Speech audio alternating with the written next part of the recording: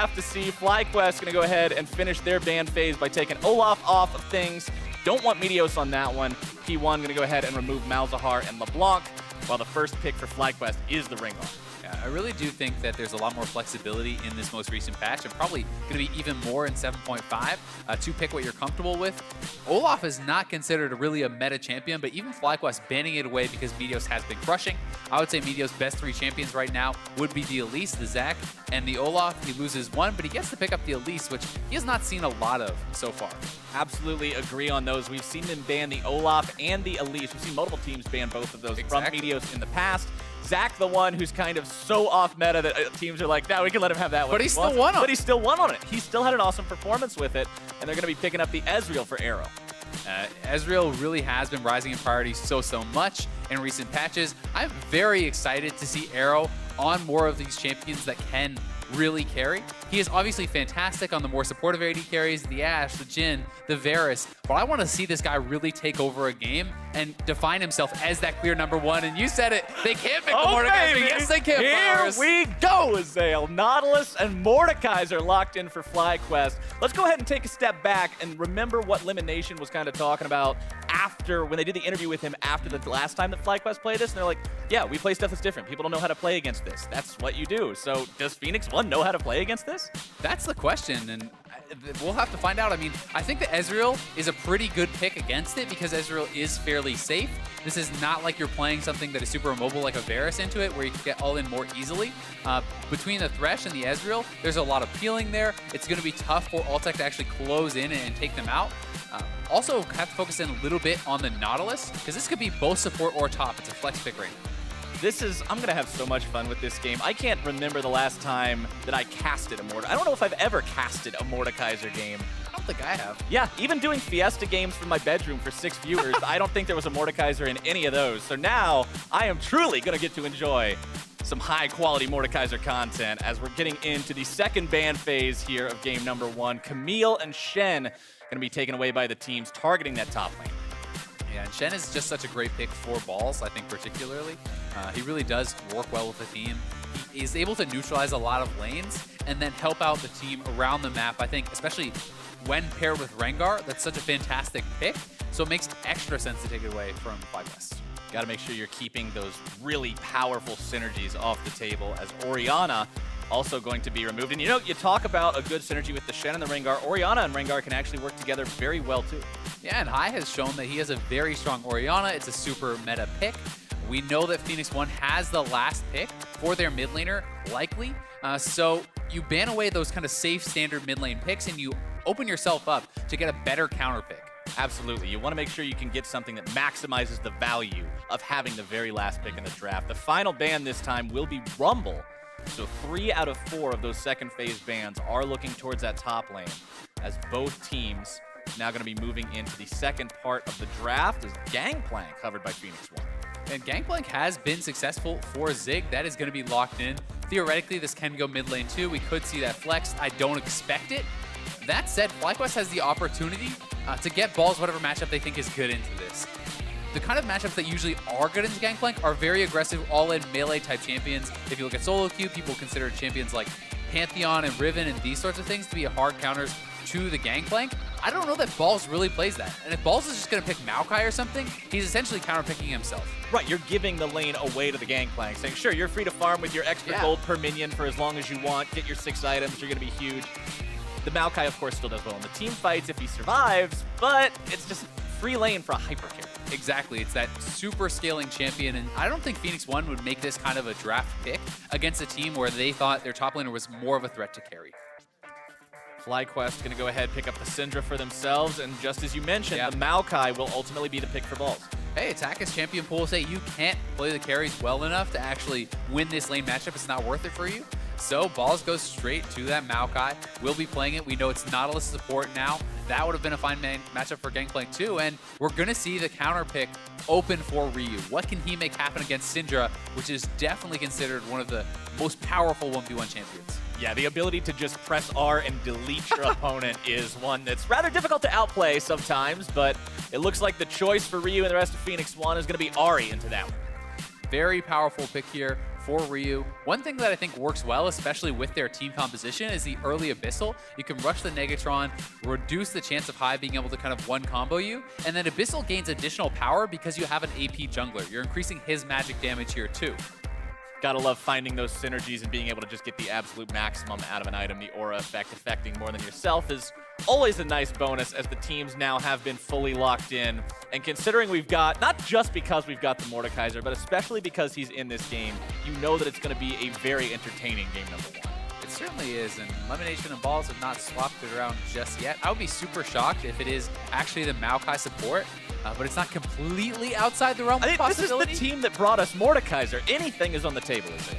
It's Maokai support. I don't think they can actually swap anymore, so this is actually going to be Lemonnation bringing Maokai support into with the Ignite. LCS. With Ignite, by the way. With Ignite. Maokai support with Ignite into the LCS. Solo queue, beware. It's coming to a game near you. I guess our screen didn't actually load up unless this is wrong. I'm confused, but we'll see as we do get into the game. It's the loading screen has. Okay, so the graphic is actually wrong. This is going to be Lemonnation playing the Maokai support. I see it on the in-game loading screen. Yeah, it is in fact Maokai. So they are playing Ignite Maokai support with a Mordekaiser. This is about as all-in as you can get. And the all-in is going to be very powerful because, you know, we talked about how it's pretty tough to lock down the Ezreal. Maokai has some of, if not the best lockdown in the game. You have the W, point and click. You cannot dodge that. Then the Q for additional knockup. This is crazy. They're playing Exhaust Ignite, no heal. They are looking for a kill bot lane. This truly is the dankest timeline, Azael, and I cannot wait to see how this plays out in the bottom lane. Two big, heavy melee champions cheesing their way through bot lane, seeing what they can find. We're on to Summoner's Rift, though, and nobody's going to be trying any early cheese, at least. No level 1 invades, no bush camps, anything like that. Everybody just kind of fanning out into the 5-point spread. And one thing to keep in mind is that Maokai is considered hyper-scaling champion. While his base damages and stuff are okay, I think it's a lot harder for a support Maokai to find success later in the game if he does not start snowballing. I mean, if you're not having a good early lane, this could start to look pretty ugly for Lemonnation and Altec. They're going double Relic Shield, which was kind of the old standard for these double melee bot lanes with Mordekaiser, because you have so much pushing power. You can have 4 executes on the minions in the early waves. You push very hard. You get a fast level 2. You have more healing and ambient gold from that. So they're making some adjustments, but even with that, can be tough in this lane. And you know, one thing we haven't really talked about a whole lot or at all yet, we mentioned that Inori is not starting this series today for Phoenix1. We talked about how they're going to be using Meteos again. They found some success with him. They're feeling comfortable with that. Meteos is up against some of his old teammates. He's going to have to deal with some of the members of the old guard Cloud9, and this should be an interesting contest between these two. Yeah, definitely. I mean, Meteos, they are going to know how this guy plays, and likewise, he's going to know their tendencies and maybe be able to prey on some of that. Even with his experience with the team, I doubt he called the support Maokai with Ignite. I doubt anybody out there called the support Maokai the Ignite. There's probably some dude out there randomly who's got 2 followers on Twitter who is like, I bet you Lemon picks support Maokai with Ignite today. I knew it! But we'll never know, because the guy has 2 followers, so we can't get enough retweets to see him. Early stages of the game here, I think the High is going to have to be quite careful. When you're going up against this Elise, you know that the gank ability is there. And the fact that Meteos is going up against a mid laner without cleanse, if you hit the charm, then you can follow up with the cocoon and vice versa. That's very scary for High. Absolutely. The threat of the chain CC into the insta-give potential, very real between that mid and jungle combination, as Altec and Lemonnation going to be shoving up here bottom. Despite the fact that they are the melee champions into the range champions, it's what you mentioned with those relic shields, the ability to execute the minions, gain control of the tempo in that lane very early on. They're just going to keep on shoving in. Fan vote across the bottom of your screen right now. 60% of y'all think that it's going to be FlyQuest walking away with the win today, while 40% are still out there rooting for P1. I think the question becomes for the bot lane, once it stabilizes and Ezreal is able to start poking and pushing in, can they actually keep up and stay relevant, right? Obviously, there is the threat of getting ganked, but I think that doesn't really show up as much until Moon hits level 6. So there's a pretty big window of opportunity for Arrow and Stunt to try to develop an advantage. But that said, Stunt's first game with this new team, lots of pressure on him already, and now he's playing against a kill lane. I think that just gets even harder. Right, because you know that if you play it well enough to beat them, that they're going to be essentially shut out of the entire game, but if you let them get rolling, it becomes a nightmare and it becomes one real fast. Exactly. It could completely give the game over to the other team. If this kind of a lane gets too far ahead, they can often continually all in your bot lane over and over and over. Yeah, as soon as they see you, they just blitz you. They just run right at you, take you down, kill you from 100 to 0, and there's not really anything you can do about it. We've all seen the results of something like this in solo queue before, but today in LCS, it's going to be a little bit of a different story as Arrow and Stunt going to be shoving their opponents back. And talking about Stunt, yeah, before this, he was the substitute support on Dignitas, and now starting support on Phoenix1, kind of shuffling the roster up here a little bit. It'll be interesting to see what he does now that he's trusted with this starting position, saying, hey, this is the guy that we want on our team. This is the guy that's going to be replacing Adrian. Can he step up? And I think it's a guy that they have a lot of confidence in his mechanics, but transferring solo queue success to the LCS, especially in the support and jungle roles, is very difficult. That said, he has one of the best bot laners in the world to learn from. He has guys with a lot of experience on his team in Meteos and Ryu and Arrow. They can help to make that transition easier for him. Yeah, and we talk about the caliber of a player that Arrow is in terms of AD carries a lot. Being able to have somebody next to you you can trust to go along with your plays can be huge. Both these junglers kind of going to be seeing each other around the northern exit of the bottom side of the blue team red jungle. Not really going to be finding too much action off of it. Moon and Meteos both still plenty healthy. Meteos going to be grabbing that scuttle crab in the bottom river, kind of protecting his pushed up bottom lane. Yeah, that's a really good call out because you can see how much focus there is on vision around the bot side. There's a pink ward in the river. They take the scuttle. They have 2 wards in the bot side jungle. They're trying to make sure that Moon can not have a successful play on that bot side to really get it rolling. And one thing that we haven't talked at all about really is the fact that Altec's actually playing Deathfire. Not the most common of masteries that I have seen on the Mordekaiser. Traditionally, I do see things more like Storm Raider Surge, which people use quite a lot. But this is a higher damage build, but it's tougher to actually stay on your targets without that speed burst. Well, it will allow him to have a little bit more poke, I suppose, in the lane. When he does manage to land that damage, he can get a little bit of extra burn out of it, but without the speed, you're right, they might be able to shut him down, especially with plenty of tools in the arsenal to do that. We talked in Champion Select about how they've got a slippery AD carry on the side of Phoenix1. This isn't a Varus, this is not a Jhin. Ezreal's got a built-in flash. And the Ahri as well is very tough to actually get onto. Plus you have a lot of CC, you're trying to run in through a hook, through the charm, through the cocoon, through Gangplank slows. It seems like a tough team to play that Mordekaiser into. But there is no real strong front line for P1. So that said, if you fall behind, this is such a powerful bulldozer comp with Nautilus, with Maokai, with the Rengar, and the Mordekaiser. These guys can continually fly in on you and will have extremely powerful diving. Lemonnation going to be hooked up by Stunt, but they don't want anything to do with that guy. It's a very tanky Maokai to have to deal with. Even though he doesn't actually have any tanky items yet, still just basically a tank champion.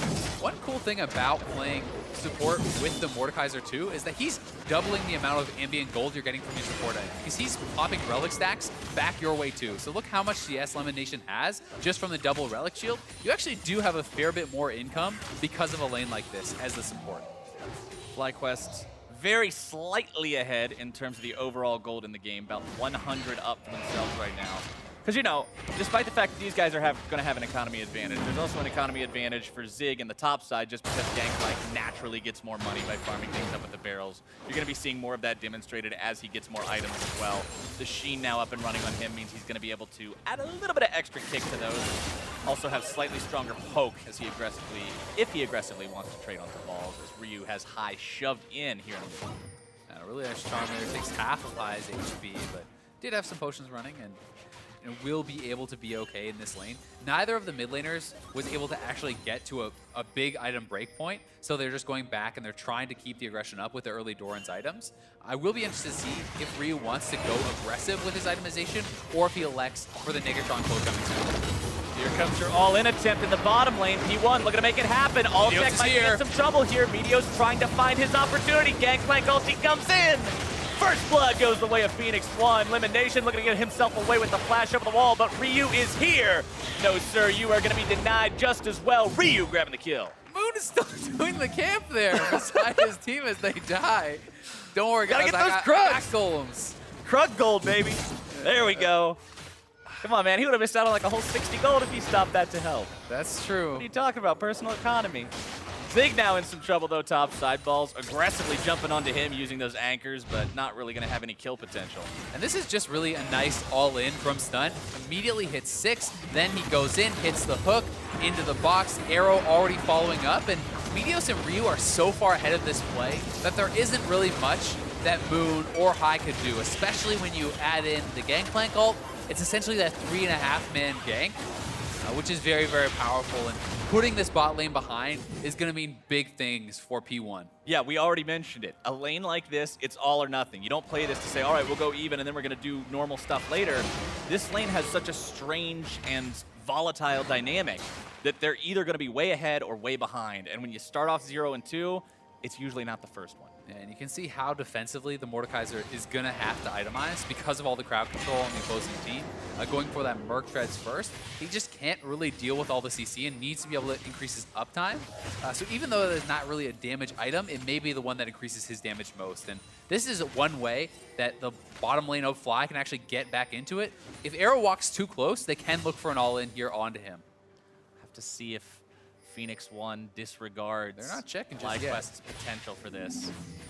They're actually cheating to the side of Meteos, and that alone, once Meteos gets pinged out there, FlyQuest decides, nope, let's just push it in. That wave clear capability is still so very effective from the side of FlyQuest, though. The Harvester of Sorrow allowing them to just get rid of the whole thing, heal right back up any sort of damage they would have taken from tanking them as Zig continues to farm up top side. Going for the Jarum's Fist after the Sheen, so delaying that Trinity Force a little bit. Ryu going to be stunned over the wall, but Hai can't find any additional damage on that one. I actually really like the buy of the Jorum's Fist because from the passive on it, you stack up additional health and it's a very efficient item. It helps you to survive the early power of the Nautilus and also the dives that can potentially come in. I mean, Moon is camping up in this top lane. We'll see if they go for it, but bot lane fight. Bot lane fight, Lemonnation jumping in. Going to be taking a lot of pain in return. Trying to get himself out. Balls and Moon looking to make the play top side too. Zig going to be jumped on, tries to get himself away, but Moon has got his number. Gets FlyQuest on the board. And that's a big kill there. I mean, that is the summoner blown for Zig, and he was going for the more defensive itemization. Still goes down, but that said, on the bot side, P1 getting major advantages, and they could actually push for the early turret down here. Arrow and Stunt will do as much to this as they can. Meteos coming to help them, but Balls and Moon are also looking for the top lane tier 1, and it looks like they're going to be grabbing this one first. Turret First Blood does go over to FlyQuest. It should be immediately answered by Phoenix1, but sadly, second to the party does not get you the bonus. No, they certainly don't, and that's pretty big for FlyQuest, who was falling a little bit behind. And this is the power that Nautilus does provide. Such easy setup for the dive. Even with Zig flashing out there, to have any chance, he pretty much would have needed to early flash away before the Nautilus ult was even canceled, or even cast rather. Phoenix1, although they lost the Turret First Blood, they're still able to pick themselves up the Cloud Drake, make things a little bit more close. They've got only a 200 gold deficit between themselves and their opponents that they have to work with, but FlyQuest, of course, having that lead because of the Turret First Blood, that is the difference. And FlyQuest has really kind of crafted themselves pretty intelligent draft, even just with the flexing of the Nautilus back up to top line and the Maokai support. The Nautilus matches up much better, I think, against Gangplank than the Maokai does, especially since the most recent Maokai nerfs, where Sapling didn't actually do damage anymore when it first lands, because that really reduced the pushing power, and Nautilus still has that. Ryu going to be eating a lot of damage from Hai, getting himself away to the safety of Stunt's Lantern. Hai, no ability to follow up on that one, completely out of mana after the trade, sort of showcasing his burst in that one. Just wants to kind of bully out Ryu a little bit, but Ryu stops the base, which is pretty big. Hai's going to be delayed a fair bit, and Ryu also did not blow any summoners and has his ultimate available, so he still can look for the opportunity to all-in Hai when he gets back, knowing that his ultimate may be on cooldown for a little bit. For the time being, though, he'll be content with shoving these minions into the turret. Altec will be the one who answers this. Does have the ability to do that pretty effectively, utilizing all those abilities at once. Mordekaiser, known for his talents for spamming all of those moves just back to back to back, considering there are no real mana costs on those, since he doesn't have mana. Arrow and Stunt now moving their way through enemy territory, dropping a couple of wards as they go. With that bottom lane tier 1 demolished, it means they can move up just a little bit further ahead, but they still want to knock down more of that tier 1 ring before they go too far in there. Yeah, they definitely would like to. That said, I think P1 is playing this game very intelligently. And they're looking for a pick onto Hai here. Don't quite get themselves in there in time. Hai doing a good job keeping himself safe. Not really too worried about this one.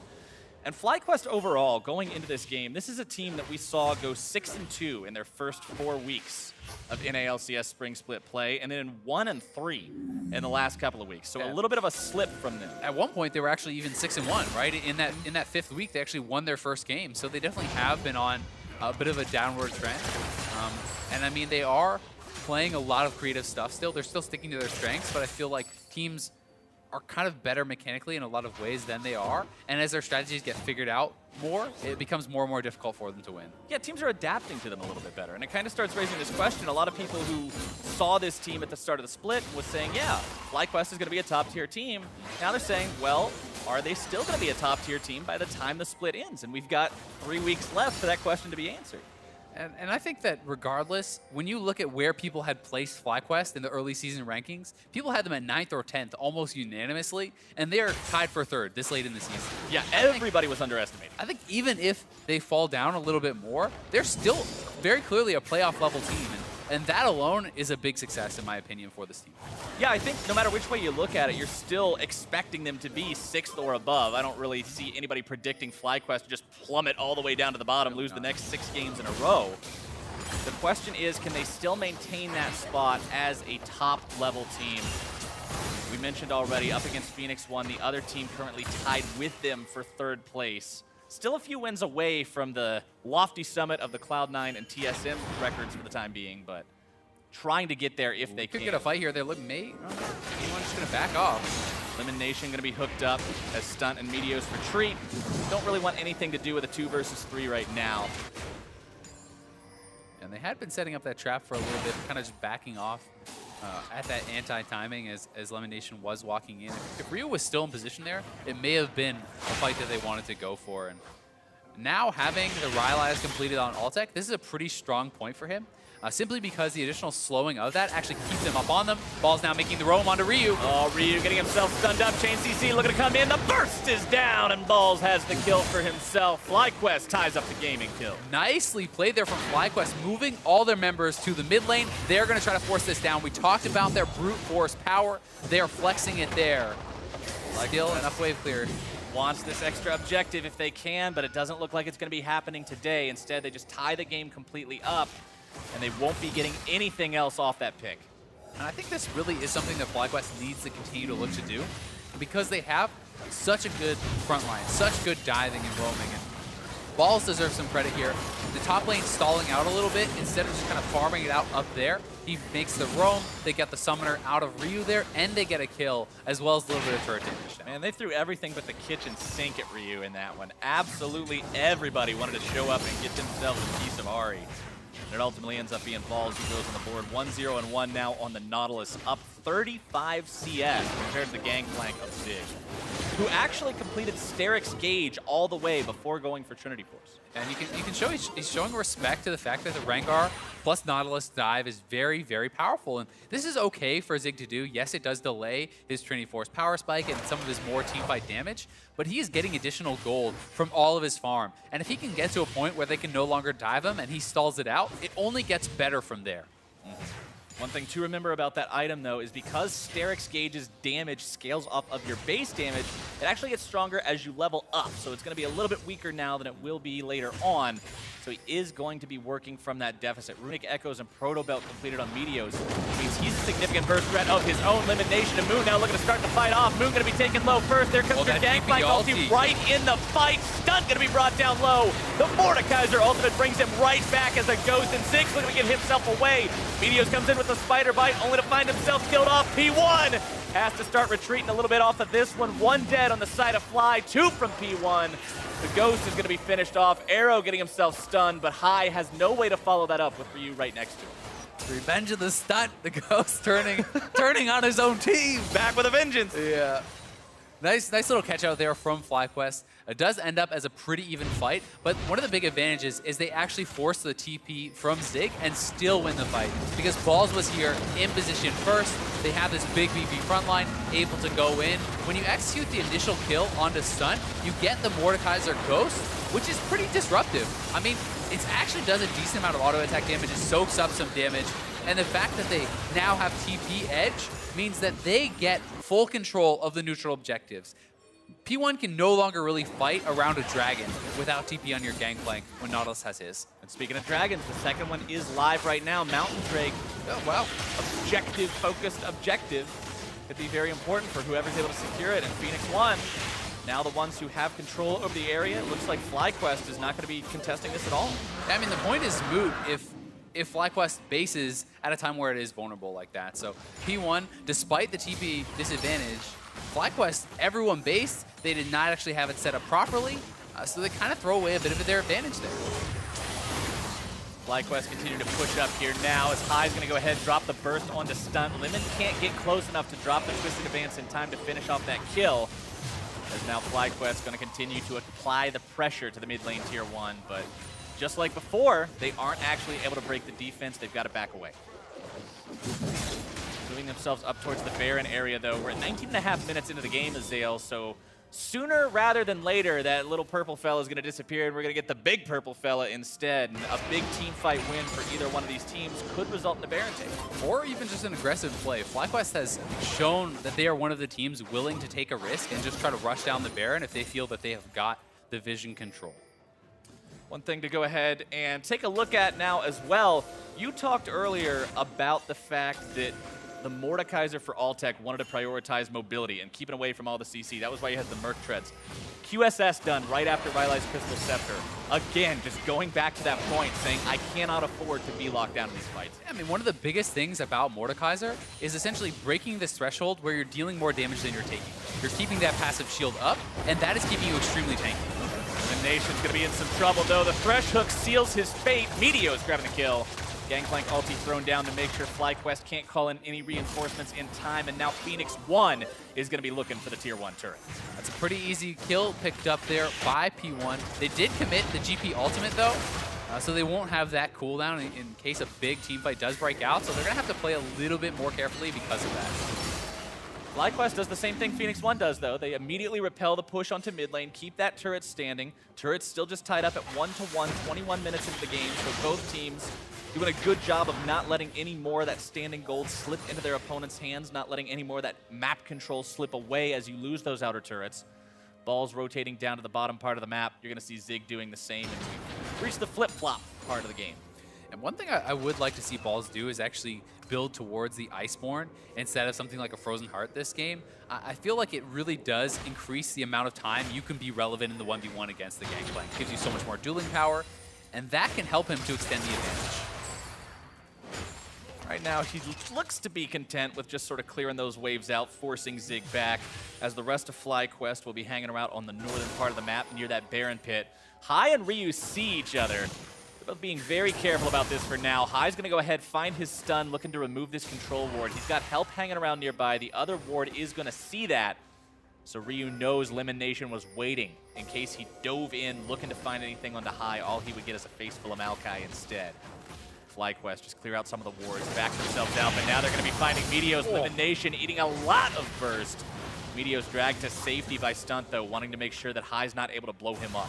I mean, this is not really what you're used to seeing from a Maokai. No. You're used to seeing him get caught in situations like that and barely get dented. But this guy is very squishy for a Maokai.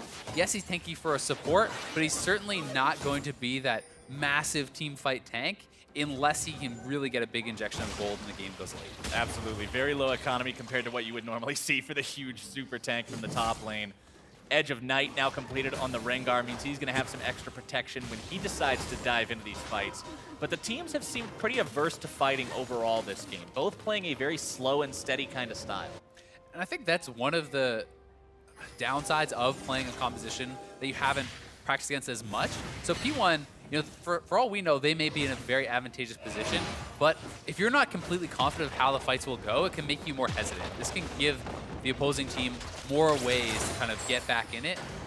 That said, the Gangplank scaling is always something that you can kind of sit back on and quietly rely on. Definitely don't want to be seeing a 6-item Gangplank this game if you're FlyQuest. They'd like to prevent that if they can, but Zig now having the Trinity Force completed means the farming is going to be that much more effective, which means the next items are going to be coming online that much sooner. So they really have to keep that potential in mind.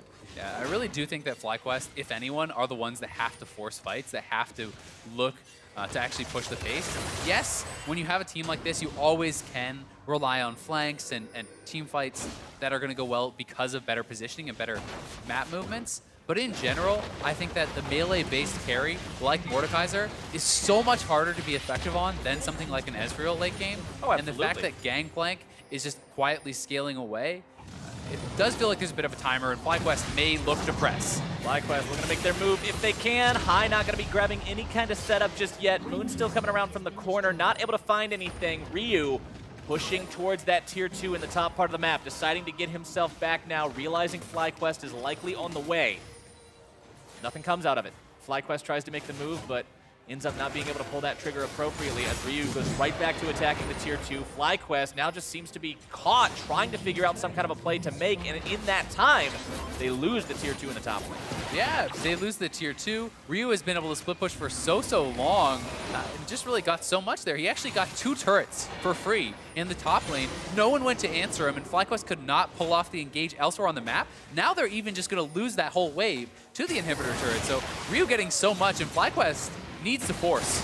Good macro moves, but now FlyQuest going to be finding the micro moves, squishing that spider in Meteos in the enemy jungle. Notice how both players stood right on top of the lantern, making it very hard to click.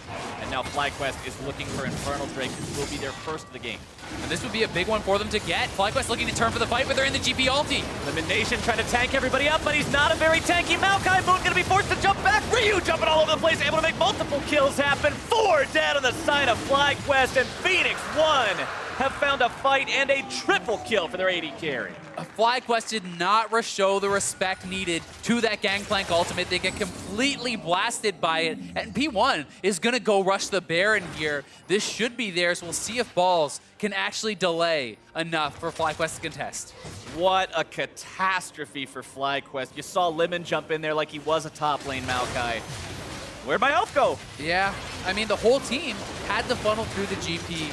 They got completely shredded by it. Balls feels like he may need to make a hero play here, but that Baron is going down fast. Meteos is in the pit. He's got the smite available. No chance for a steal. Instead, Balls just going to be giving himself over as free money to Phoenix1, who are now 9-5. 4,000 gold up. And this is it. I mean, they just feel like they need to force. They could have taken the Infernal, but they wanted everything. So FlyQuest funnels in. Look at them trying to go in and actually support Lemon in this fight. They almost lose 3/4 of their health on all 3 of their carries in the backline here, just to that GP ulti. So it makes for a very easy cleanup from Ryu and Arrow flying in there, cleaning up those kills. And Arrow is going to be so powerful, even itemizing quite defensively now with that Maw against the Mordekaiser, the Nautilus, and high on the Syndra, means he's going to be super hard to take out. He's going to be dealing tons of damage, and I think Arrow just easily takes over the game from here. Yeah, this game was one that was just deadlocked for a while. Neither team really able to find a move, but now with that play and the resulting Baron afterwards, Phoenix1 has got to feel very, very good about where they're standing right now, with how strong their carries are, with where their itemization's coming in. Moon's going to be popping the ultimate, but only to run away. Phoenix1 regrouping around the river. Altec eating the poke. Lemonnation eating the poke. When your Maokai dies from about 3 Mystic shots, well, 5 Mystic shots, we'll give him 5. It's not quite 3. I know I'm exagerating a little bit there, but Benefit of the doubt. it's way, way, way too few Mystic shots. Yeah, you have to fully commit and execute these fights very, very quickly. But High gonna be caught out. That's not the guy you can afford to lose. FlyQuest without their mid laner for 45 seconds. That's all their safe wave clear. Has started the push that might just be breaking this base open. The tier 2 is already down. They've still got the cannon minion. I mean, they can't defend this very well. They have no one except melee members left on their team. It's 4 melees here trying to wave clear. Who goes up and actually kills this cannon? Anybody who tries to do it is going to get flayed, or charmed, or cocooned, or barreled. Anybody's going to have a really bad time. So Phoenix1 just says, all right, we'll walk up there. We'll smack the crap out of this turret. We'll take the inhibitor too. They are set for success. They take down the mid lane inhib 28 minutes into the game, and now they've got an 8,000 gold lead along with it. Phoenix1 still looking for even more. Not going to be finding any kills off the back there, but the pings are now coming out into bottom side. This team is still incredibly healthy. They really are. And High, they know he doesn't have the summoners. GP ulti goes down, the Ezreal ulti follows up, and they just have to fully retreat. High is the only one who can wave clear, but he's so vulnerable on this Syndra that it's extremely tough for him. And And FlyQuest played a very all-in composition. They played someone where you need to get ahead, you need to run down your opponents, and if you can't, there's very little fallback. Yeah, you mentioned it earlier, the mobility of not just the Ezreal, but the Ahri as well. The fact that Elise can drop aggro by going up into the air with the repel. Thresh is just made to troll Mordekaiser all day long. You flay him, you hook him, you box him, you make it so he can't move anywhere. Yeah. This lineup from Phoenix1 is very effective at dealing with what Altec would try to bring to the table. And right now, that table is not looking very good as FlyQuest is going to be trying to make some kind of a defense in the bottom lane if they can, but they're still staring down the barrel of a few seconds of Baron buff remaining. Yeah, P1 just needs to play safe here. They really don't need to commit to anything because no one is answering GP right now. So as long as you allow Zig to get his time on the turret, it's FlyQuest that has to respond. P1 can play this very slowly, and they're doing it correctly. That inhibitor turret is already gone. Now the inhibitor is going to be under threat. FlyQuest essentially has to engage here or just cede defeat. Looks like the choice is going to be to engage. Ball's coming in from behind, but Lemonnation's already going to be killed before he even gets there. The burst comes through, and Ryu's able to make it kill number 1. TP going to be channeled. Here comes Zig into the fight. Moon going to be in danger. Altec going to be in danger. Steric's gauge is popped.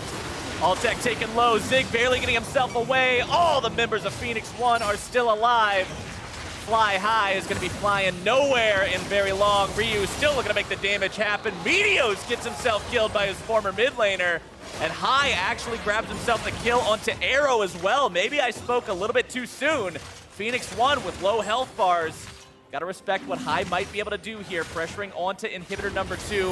Inhibitor number 3 still being just bombarded with damage from those minions in the top lane. High wants to save this if he can, but it's so very low. Looks like he should be able to clear these out just barely in time. And that one's going to be kept safe for now. Yeah, so High does keep the game alive, at least for a little bit, but they just can't get to the carries, and this is really the story of it. Even with that quick engage from Lemonnation, look how much space Ryu has already created. Where does Altec get involved? Just track Altec in this fight. How much is he able to really do? He gets one hit in on the Thresh there. Now he already has to run out because he's taking so much damage in the front line. Altec just cannot really contribute. And Arrow even soaks up the Syndra ultimate, goes back. Ryu and him can then collapse in as most of the major cooldowns are used. They have very good space control. And this is really what saved the game from High. But still, it's an almost impossible situation for FlyQuest. Yeah, High had a great play there. Looked like he was going to be in some real trouble, but the hook just slightly missing from Stunt. And he was able to get away with his life on that one, but his team is still down 10,000 gold. Phoenix1 going to be taking their 4th Drake this game. Complete Drake control the entire time. I just love the build from Arrow this time. Forgoing the more offensive kind of standard build of Blade of the Rune King, he gets an early Ma. Now he's building towards a Mercurial Scimitar. He knows he doesn't need the extra dueling damage because his team is enough ahead. He just has to survive burst combos, and he is built perfectly to do so, especially in combination with the Mikhails and the Locket from Stunt. They have multiple ways to keep him safe, and it's so hard to take down that carry. FlyQuest now pushing up in this top side. Seeing if they can maybe end the game with this one. They've got one inhibitor left to target. P1 is going to have a very tall order in taking down, well, FlyQuest, I should say, is going to have a very tall order in taking down that P1 AD carry. Phoenix1 is a very scary squad to have to deal with right now. They've got everybody up here in the top side except for that Gangplank, who again is going to be on the split push. Finally caught up in terms of farm as well. Balls was ahead by about 30 or 40 this entire game, but it's like once you take over the game, you can farm easier. Yeah, who would have known? His team gifted him the time to do that.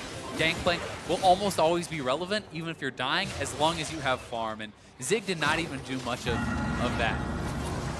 Ball's gonna eat a little damage from the Ahri. Moon goes ahead, pops the ultimate, gonna be using Edge of Night as well, but there's no opportunity to jump in. He's just waiting in the flank, but as soon as he tries to go in, it's not going to result in a whole lot of anything. Meteo's going to be the one he jumps on. Gangplank ulti comes down. High going to be eating the damage from that. Lemonnation trying to disrupt the back line. Stunt's going to be soaking in the front line. Lemonnation goes down. Moon does too. Now looking to find the damage onto Altec, who pops the QSS, but I don't think it's going to be enough. The burst is there. The triple kill comes out for Zig, and Phoenix1 is going to lock this one down right here, right now. Nexus turrets under siege. They are done, and Phoenix1 finds the Game 1 win 33 minutes in. FlyQuest comes out with a cool draft, but P1 plays very well around it, drafting extremely safe carries, and it just felt like they had the answers all game long. And FlyQuest seemed a little bit lost at a couple different points that game, especially around the mid-game point where we saw the Ahri grab 2 turrets in the top side, where Ryu was able to just push with those. FlyQuest couldn't decide whether to stay mid or retreat. And then when they had to defend either the top lane inhibitor or the bottom lane tier 2, they didn't save either one. FlyQuest just seemed to be one step behind their opponents for a lot of that game. They certainly were, and I think it's just simply a case of they went with a risky draft and it didn't pay off, right? This is something that you kind of have to be able to snowball. Not only was P1 able to make the first kills happen in the bot lane with a great gank from Meteos, plus the ultimate of Zig, once you get to that stage, it's like you are kind of out of options. You essentially just have to snowball or lose, and they couldn't snowball. And you saw Lemonnation keep trying to go into every single fight because that's how he was going to be useful. That's Maokai's job, to be on the front line. But as you mentioned, if the money's not coming in, if he starts to fall behind, the Maokai is not going to feel like the champion that you expect him to be. And you saw just how rapidly his health bar evaporated in every single one of those fights. I mean, it's kind of something I like to talk about with melee supports versus range. The baseline effectiveness of the melee supports is much lower, even though the playmaking ability, the potential is much higher.